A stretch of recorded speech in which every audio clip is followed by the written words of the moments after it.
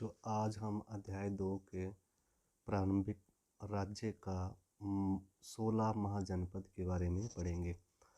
आरंभिक भारतीय इतिहास में पहली शताब्दी ईस्वी पूर्व को एक महत्वपूर्ण परिवर्तनशील काल माना जाता है, जिसको आमतौर पर आरंभिक राज्यों, नगरों, लोहे के बढ़ते हुए प्रयोग और सिक्कों के विकास के साथ जोड़ा जाता है। मतलब इस इतिहास में छठी शताब्दी ईस्वी पूर्व एक महत्वपूर्ण काल इसलिए माना जाता है क्योंकि इसी काल में आरंभिक राज्यों, नगरों, लोहे का प्रयोग और सिक्कों का विकास हुआ था।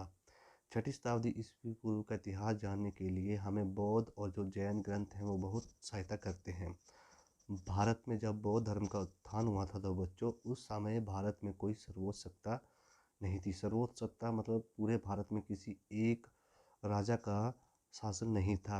भारत में उस समय जो थी राजनीतिक एकता विद्यमान नहीं थी। मतलब भारत में जो थे राजनीतिक विभिन्न राजा राज्य करते थे। उत्तरी भारत के कई राज्यों में जो था वो उत्तरी भारत जो था कई राज्यों में बटा हुआ था, जिनमें जो है आपस में निरंतर युद्ध होते रहते थे। अब जिस प्रदेश में एक जन आबाद हुआ उसे उस समय जनपद कहा जाने लगा। धीरे धीरे जो है ये जनपद का विकास हुआ और राज्य की कल्पना जो है अब भौगोलिक आधार पर की जाने लगी। भौगोलिक मतलब जगह, ज़मीन, पूरा वातावरण के आधार पर की जाने लगी। कई जनपदों ने मिलकर संघों का निर्माण किया। अब जो है जनपद जो थे छोटे छोटे जनपद मिलने लगे और उससे क्या हुआ, एक संघ का निर्माण होने लगा। अन्य प्रदेश जीतकर अपने प्रदेश या अपने क्षेत्र का विस्तार किया गया और इस प्रकार जो है धीरे धीरे जनपद जो है आगे महाजनपदों की स्थापना हुई। पाणिनि जो है उसने 22 जनपदों का उल्लेख किया है। उनमें से जो है वो बताता है कि मगध, कौशल और वत्स प्रमुख माने जाते हैं। बौद्ध ग्रंथों में हमें ज्ञात होता है कि इस युग में हमें उत्तर भारत में 16 महाजनपद अथवा प्रमुख प्रादेशिक राज्य थे। अब ये जो 16 महाजनपद हैं इनमें राजतंत्र और गणतंत्र दोनों शामिल थे। राजतंत्र मतलब होता है जहाँ राजा का शासन हो। गणराज्य का या गणतंत्र का मतलब होता है जहाँ लोगों के द्वारा चुने गए प्रतिनिधि शामिल हो। इसमें वज्जी, मल्ल और सूरसेन जो थे वो प्रसिद्ध गणराज्य थे। मगध, वत्स, अवंती, कौशल आदि जो थे वो प्रसिद्ध राजतंत्र थे। गणराज्यों में जो है वो आपको पता ही है, जो लोगों द्वारा प्रतिनिधि चुने जाते थे वो शासन करते थे, जबकि राजतंत्रों में राजा लोग वंश अनुगत राज्य करते थे। मतलब एक राजा होगा तो आगे चलकर उसका बेटा ही जो है उसका ज्येष्ठ पुत्र ही राजा बनेगा। धीरे धीरे जो है इन राज्यों का पतन होना शुरू हो गया और अवंती, कौशल, वत्स तथा मगध 4 महत्वपूर्ण राज्य ही रह गए। अब हम इन 16 महाजनपदों का वर्णन या इन 16 जनपदों को डिटेल से पढ़ेंगे। तो पहला आता है काशी। ये जो आधुनिक समय में जो भारत में बनारस है उसके आसपास का इलाका है। वाराणसी इसकी जो थी राजधानी थी। इस नगर की स्थापना जो है वो 700 ईस्वी पूर्व के आरंभ में हुई थी। जल्द ही ये जो नगर है शिक्षा, साहित्यिक गतिविधियों तथा विभिन्न कलाओं के लिए प्रसिद्ध हो गया। ब्रह्मदत्त एक राजा था कि उसके शासनकाल में जो है काशी और कौशल राज्यों में राज्य विस्तार के लिए परस्पर संघर्ष होते रहते थे। मतलब ये जो काशी और कौशल राज्य थे ये आपस में एक दूसरे का राज्य हड़पने के लिए निरंतर युद्ध में तत्पर रहते थे।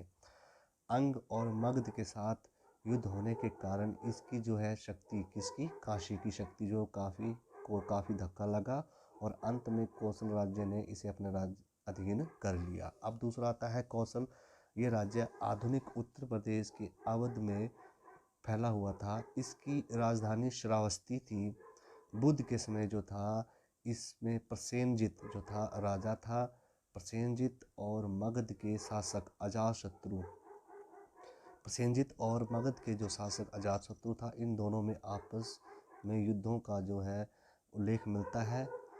जब प्रसेनजित वृद्ध हो गया या बूढ़ा हो गया तो वो शाक्य देश में बुद्ध की शरण में चला गया। वो जो है शाक्य एक देश था, शाक्य एक मतलब देश था या जनपद था या कुल था या प्रांत था, उसके शरण में, शाक्य देश में बुद्ध की शरण में चला गया। उसकी गैर हाजिरी में कौशल में क्रांति हो गई और धीरे धीरे कौशल जो है बाद में चलकर मगध ने उसे अपने राज्य में मिला लिया। और बच्चों, कौशल देश का एक बहुत प्रसिद्ध, कौशल प्रांत का या कौशल जनपद का एक बहुत प्रसिद्ध राजा हुआ है, जिसका जो है भारतीय हिंदू धर्म में या सनातन धर्म में उसका बहुत बड़ा नाम है। अगर आपने ये वीडियो ध्यान से सुनी है तो कमेंट में मुझे बताना है कि कौशल का ऐसा कौन सा राजा हुआ जिसको हम अपना आराध्य मानते हैं, घर घर में जो है उसकी पूजा होती है। तीसरा आता है अंग। ये राज्य बिहार के मगध के पश्चिम में स्थित था। इसमें आधुनिक भगलापुर, मुंगेर के ज़िले थे। चंपानगरी जो थी इसकी राजधानी थी। ये उत्तरी भारत के प्रसिद्ध नगरों में से एक था। यह नगर अपने जो है व्यापार, कला, आर्ट या लिटरेचर, साहित्य के लिए जो था ये प्रसिद्ध था।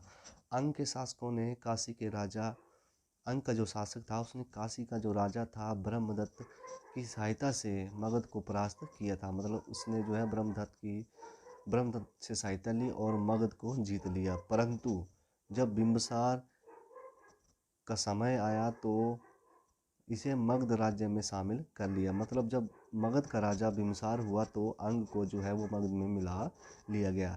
चौथा आता है वजी। वजी राज्य में 8 कबीले शामिल थे। इनमें लिच्छवी, जातक तथा विदेह अधिक प्रसिद्ध थे। लिच्छवी जो थी क्षत्रियों के वंशज थे और वो जो है स्वतंत्रता प्रिय और युद्ध प्रेमी थे।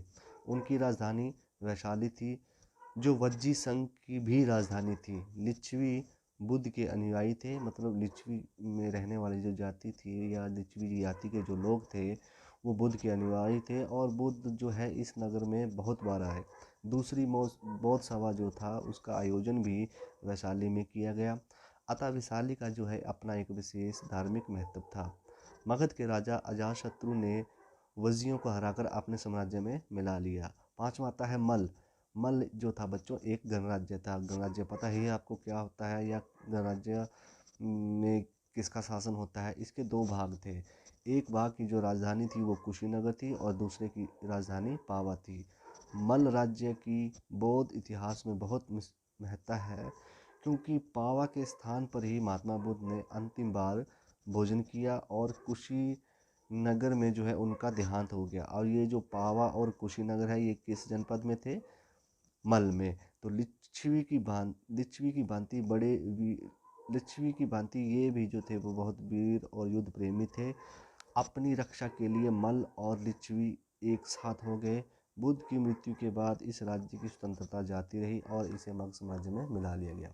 छठा आता है मगध। इस राज्य के जो है प्रारंभिक इतिहास की जानकारी नहीं है। मतलब किस राजा ने इसकी स्थापना की इसके बारे में कोई जानकारी नहीं है। लेकिन संभवतः ये माना जाता है कि ये शक्तिशाली और महत्वपूर्ण राज्य प्रारंभ में नहीं था। इस पर कई राजवंशों ने राज्य किया। ईसा से कोई 650 वर्ष पूर्व शिशुनाग वंश ने मगध में अपने राज्य की स्थापना की। शिशुनाग का राज्य छोटा था और उसमें जो है आधुनिक पटना और गया के जिले ही शामिल थे। उसकी राजधानी राजगृह थी। शिशुनाग के बाद 3 राजाओं का कुछ ज्ञान नहीं है। सबसे प्रसिद्ध राजा जो था जिसका हाल हम निश्चित रूप से जानते थे वो बिंबिसार था और उसके बाद उसके पुत्र अजातशत्रु ने मगध में बहुत उन्नति की। मतलब मगध की उन्नति जो है वो सबसे ज़्यादा अजातशत्रु के शासनकाल में हुई। सातवां आता है चेदी। यह वर्तमान बुंदेलखंड में था। संभवतः सुक्तिमती इसकी राजधानी थी। शिशुपाल के शासनकाल में इस राज्य की बड़ी प्रगति हुई। खारवेल के हाथी गुफा शिलालेख से जो प्रतीत होता है कि इसका कलिंग प्रदेश पर अधिकार रहा है। मतलब किस जनपद का? चेदी का जो है कलिंग पर अधिकार रहा है। शिशुपाल की मृत्यु के पश्चात ये राज्य अभी पतन की ओर अग्रसर हुआ, मतलब पतन की ओर चल पड़ा। आठवां आता है वत्स। इस राज्य में आधुनिक इलाहाबाद के प्रदेश शामिल हैं और यह राज्य बड़ा वैभवशाली और संपन्न था। इसकी राजधानी कौशाम्बी थी। यह नगर यमुना नदी के तट पर स्थित था और एक प्रसिद्ध व्यापारिक केंद्र था। मतलब यहाँ पर बहुत ज़्यादा बिजनेस या व्यापार होता था। बुद्ध के समय इस नगर पर, जो बुद्ध का काल था, जो जिस समय बुद्ध जीवित थे उस समय जो है इस नगर पर उदयन नामक शासक शासन करता था। उसे मगध के शासक अजातशत्रु और अवंती के राजा प्रद्योत से युद्ध करने पड़े। उदयन ने मगध के राजा से विवाह संबंध कायम किए। अवंती के शासक प्रद्योत ने इस राज्य पर आक्रमण किया, किंतु वो असफल रहा और उसे अपनी पुत्री का विवाह उदयन से करना पड़ा। उदयन के उत्तराधिकारी दुर्बल थे, जिसके कारण ये अवंती राज्य में भी विलीन हो गए। तो बच्चों, आज हमने इस वीडियो में 16 महाजनपदों में जो पहले 8 जनपद हैं उसके बारे में पढ़ा। इससे अगले में जो है अगली वीडियो में मैं अगले 8 जनपदों के बारे में पढ़ाऊँगा। और बच्चों, अगर आपको इसकी समझ लगी हो तो इसको लाइक करना और इसको सब्सक्राइब जरूर करना। धन्यवाद।